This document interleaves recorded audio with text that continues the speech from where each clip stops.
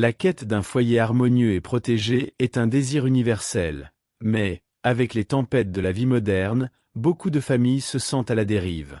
Et si je vous disais qu'il existe un secret puissant capable de transformer la dynamique familiale et de restaurer la paix au cœur du chaos? Carlo Acuti, un jeune saint, n'a pas seulement vécu intensément sa foi, il a également découvert un principe profond qui pourrait nous guider tous dans cette aventure. Il savait que la dévotion à la Vierge Marie n'était pas qu'une simple tradition religieuse, mais une source de force et d'intercession capable de sauver des foyers et des cœurs. Préparez-vous à explorer comment ce secret peut changer l'histoire de votre famille et apporter espoir, amour et adoration à chaque recoin de votre foyer. Êtes-vous prêt à découvrir ce trésor caché qui pourrait transformer votre vie? Carlo Acuti, bien en avance sur son temps, voyait dans Internet un puissant moyen d'évangélisation. Il utilisait les réseaux sociaux pour partager l'Évangile, atteindre des jeunes chrétiens et parler de Jésus-Christ avec un langage qui captait l'attention de tous. Si nous y réfléchissons, aujourd'hui, combien de personnes ne consomment-elles pas plus de sermons et d'études bibliques en ligne qu'en présentiel? Carlo comprenait cela à une époque où peu voyaient Internet comme un outil spirituel. Il savait que la foi pouvait être semée virtuellement, générant un impact à l'échelle mondiale. De plus, ce que Carlo a accompli était révolutionnaire. Il a créé un site sur les miracles eucharistiques et développé un réseau de contenus chrétiens touchant des milliers de personnes. C'était comme s'il avait pris ce que beaucoup considéraient comme une distraction et l'avait transformé en un instrument d'adoration et de louange. Pour ceux qui trouvent difficile d'évangéliser aujourd'hui, Carlo a laissé un exemple clair. Nous pouvons utiliser les réseaux sociaux, les blogs ou même des podcasts pour diffuser des études bibliques et des témoignages de foi. Chacun peut le faire depuis chez soi, en utilisant les ressources numériques à sa disposition. Si Carlo était en vie aujourd'hui, il dirait certainement qu'il n'y a plus d'excuses pour ne pas partager sa foi. Pensez à la portée que vous pouvez avoir avec une simple publication sur les réseaux sociaux, combien d'âmes vous pouvez toucher avec un message d'espoir, et combien d'églises peuvent se renforcer grâce à l'utilisation de la technologie.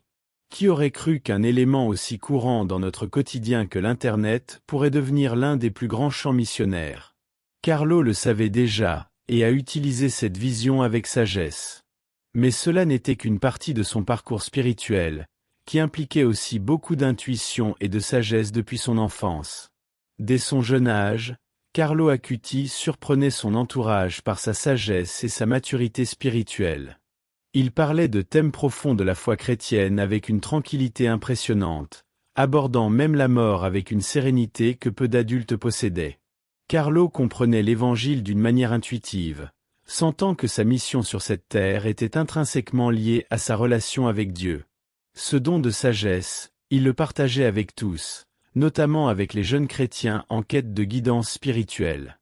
Un des moments les plus marquants fut lorsque Carlo, face à son diagnostic de leucémie, évoqua sa vie comme une mission qui s'achèverait bientôt. Il ne voyait pas la mort comme une fin, mais comme le début d'une nouvelle étape avec Jésus-Christ. Cette intuition spirituelle lui donnait la force d'accepter la souffrance sans révolte, percevant dans son dévotion quotidienne et la prière un moyen de transformer la douleur en croissance.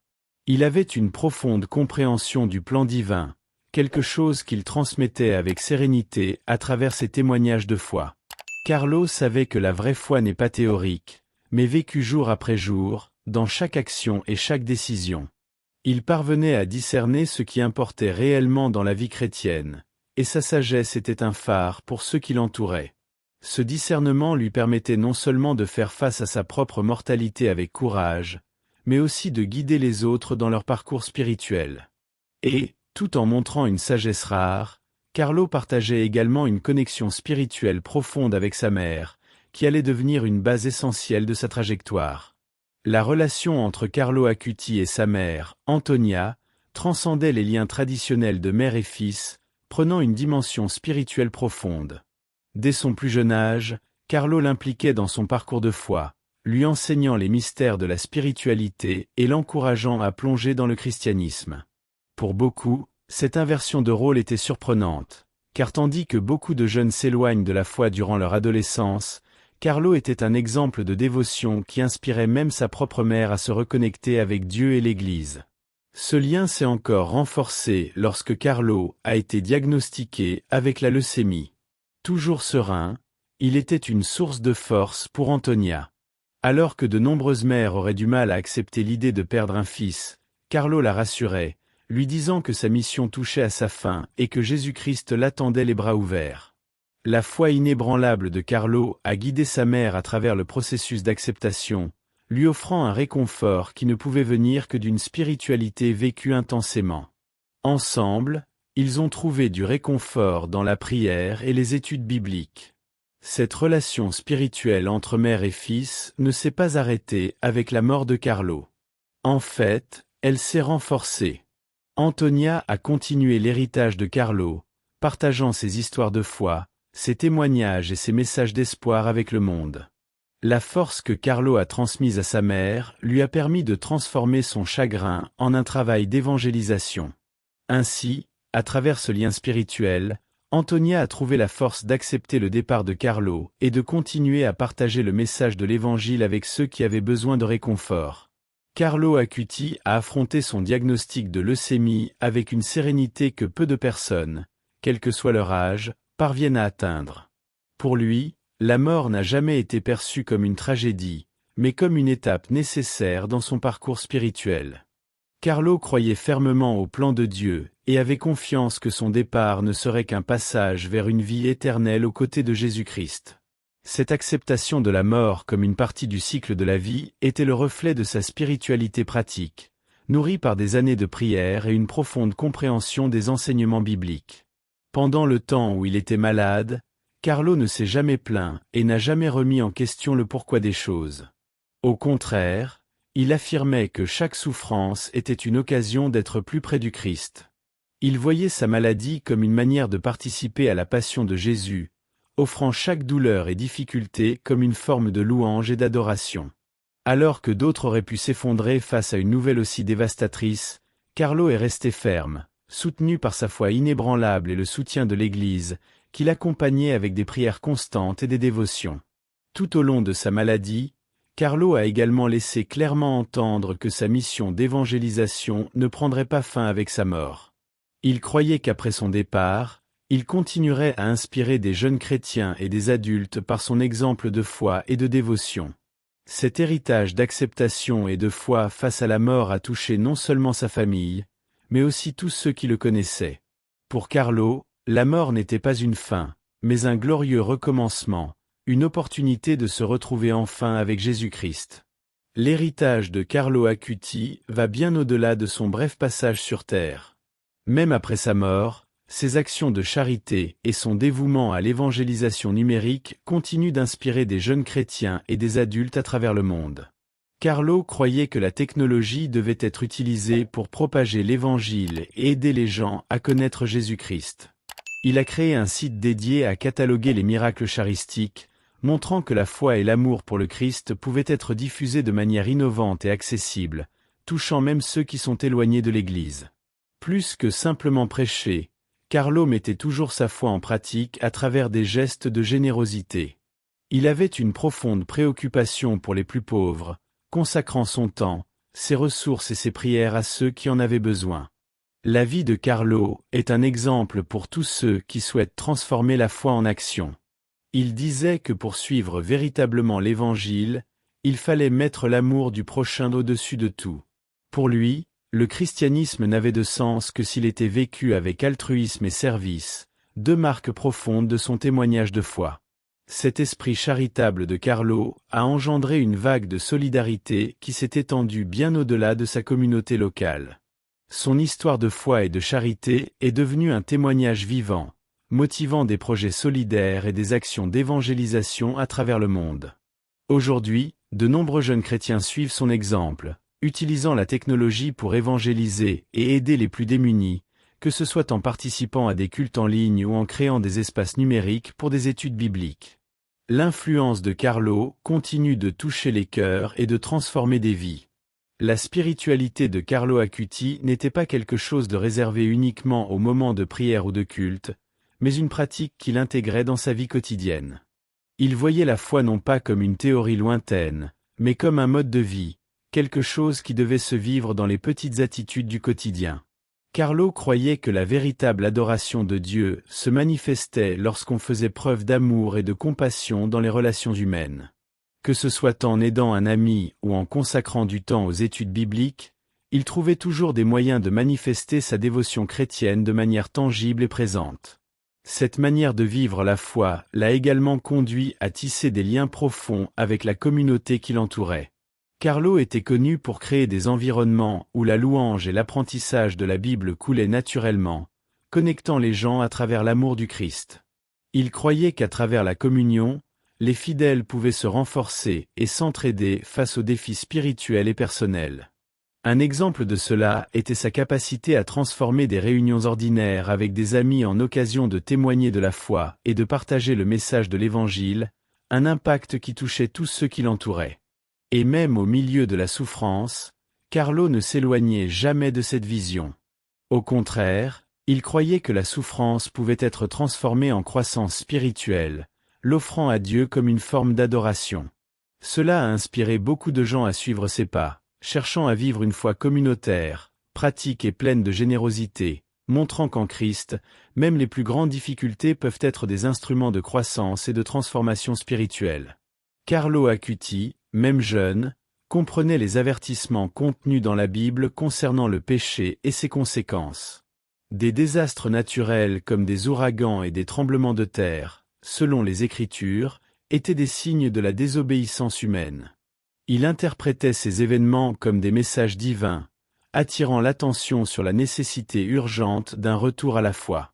Et ici, il ne s'agissait pas seulement de croire, mais de vivre une spiritualité active et vigilante, qui cherche constamment à plaire à Dieu, en s'écartant du chemin du péché. La compréhension de Carlo concernant les désastres était profonde, en phase avec les prophéties bibliques.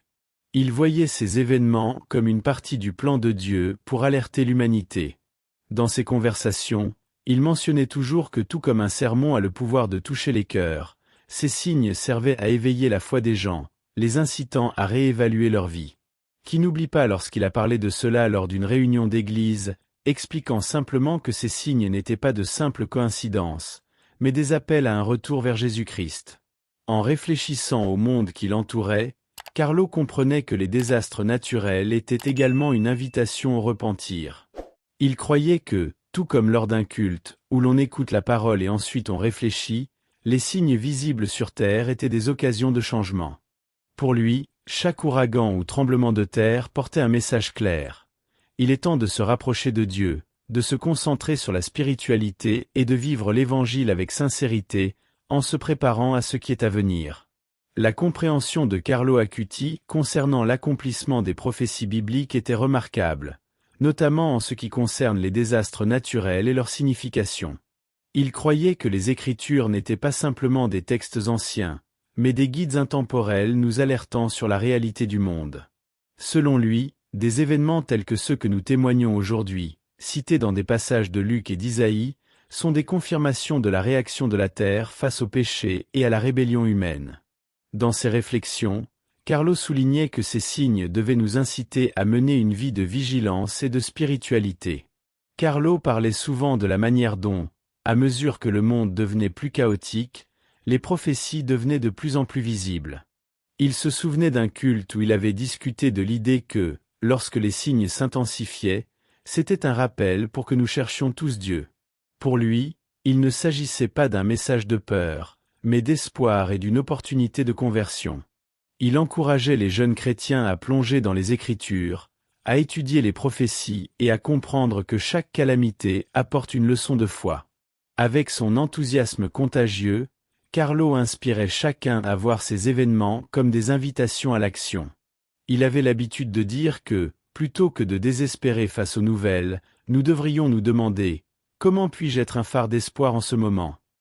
Cette mentalité, axée sur la foi et l'adoration, aidait à façonner la vision de la vie de nombreux proches, créant une communauté qui ne se laissait pas abattre par les défis, mais qui voyait dans les difficultés une chance de renouveler son engagement envers Dieu et l'évangélisation.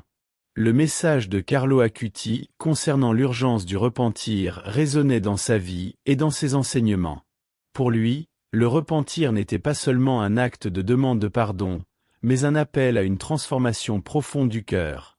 Il comprenait que les signes des temps, tels que les désastres et les conflits, étaient des rappels divins que le temps pour se tourner vers Dieu s'épuisait. Dans chaque prière et chaque dévotion, Carlo cherchait non seulement la purification de ses péchés, mais aussi la transformation de sa vie en un reflet de la volonté de Jésus-Christ. Dans ses conversations, Carlo encourageait les jeunes chrétiens à maintenir une posture de vigilance spirituelle, en avertissant que le repentir devait être une pratique constante et non simplement une réflexion occasionnelle.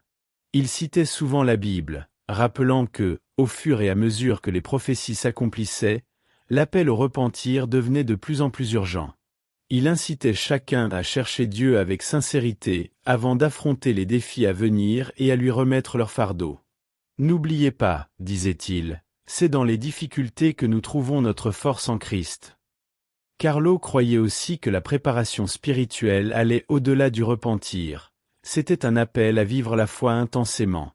Il suggérait que chacun s'engage dans des études bibliques régulières, participe à des cultes et partage des témoignages de foi, créant ainsi un cercle de soutien et d'encouragement entre frères.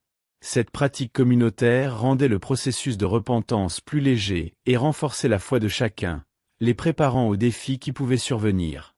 Le message était clair, le temps du repentir, c'est maintenant, et ceux qui chercheront Dieu avec sincérité seront prêts à affronter toutes les tempêtes que la vie apportera. Carlo Acuti comprenait qu'en période d'incertitude et de défis, la foi des chrétiens devait être ferme comme un roc. Il soulignait souvent l'importance de garder la foi vivante, même lorsque le monde semblait s'effondrer autour de nous. Pour lui, la sainteté n'était pas seulement un objectif lointain, mais une pratique quotidienne. Il encourageait chacun à être lumière au milieu de l'obscurité, rappelant que la véritable adoration se manifeste lorsque la vie quotidienne reflète l'essence du christianisme. Cela signifiait agir avec amour et compassion, même dans les situations difficiles, en suivant l'exemple de Jésus-Christ. Il conseillait aux jeunes de rester toujours attentifs aux distractions du monde. Carlo savait que, dans un monde saturé de technologie et d'informations, il était facile de se perdre et d'oublier l'essentiel, la connexion avec Dieu. Il suggérait qu'au lieu de passer des heures sur les réseaux sociaux, il réserve un temps quotidien pour la prière et la lecture de la Bible. Imaginez, disait-il, combien votre vie serait plus enrichissante si vous consacriez une heure de votre journée à Dieu, plutôt que de vous laisser emporter par des contenus vides. Cette réflexion aidait beaucoup à réévaluer leurs priorités et à se concentrer sur ce qui importe réellement. De plus, Carlo encourageait à partager le message de salut avec les autres. Il croyait que chaque chrétien a un rôle vital dans l'évangélisation, et cela ne se limitait pas seulement aux grandes campagnes, mais se manifestait dans les interactions quotidiennes. Il demandait à chacun de devenir un messager d'espoir, en partageant des témoignages de foi, en invitant des amis au culte et aux études bibliques, et en vivant de manière à ce que d'autres se sentent attirés par Christ. Le message qu'il laissait était clair. Dans la préparation aux temps difficiles, l'action individuelle et la collectivité dans la foi sont essentielles pour renforcer l'Église et sa communauté. Carlo Acuti, même face aux adversités, gardait une conviction ferme dans la promesse de salut que Jésus-Christ offre. Il croyait qu'en dépit des difficultés du monde, ceux qui font confiance à Dieu ne sont jamais seuls. Le message central de la foi chrétienne, pour lui, était la certitude qu'au milieu du chaos, il existe une lumière d'espoir qui éclaire le chemin. Il rappelait souvent que le salut n'est pas seulement une promesse pour l'avenir, mais une réalité présente qui transforme des vies, apportant paix et but même dans les situations les plus difficiles. Dans ses conversations et ses enseignements, Carlo tenait à souligner que, bien que les temps soient difficiles, la foi est ce qui nous soutient. Il inspirait les autres à regarder les témoignages de foi qui les entourent, révélant l'action de Dieu dans la vie des gens. Regardez combien de jeunes chrétiens ont trouvé de la force dans des moments de douleur, disait-il.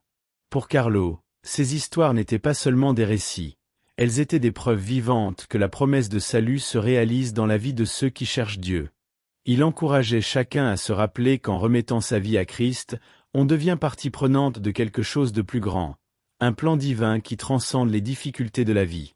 Convaincu du pouvoir de l'adoration et de la prière, Carlo insistait sur le fait que la connexion avec Dieu est essentielle pour garder l'espoir vivant. Il encourageait la pratique des cultes et des moments de louange comme autant de façons de réaffirmer la foi, de célébrer les victoires et de trouver du réconfort dans les promesses de l'Évangile.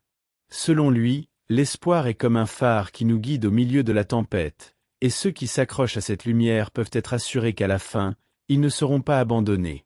Dans chaque prière et chaque louange, Carlo voyait une opportunité de renouveau, une chance de réaffirmer sa foi en Christ et de se rappeler que, même si les jours peuvent sembler sombres, la promesse de salut est éternelle et inébranlable.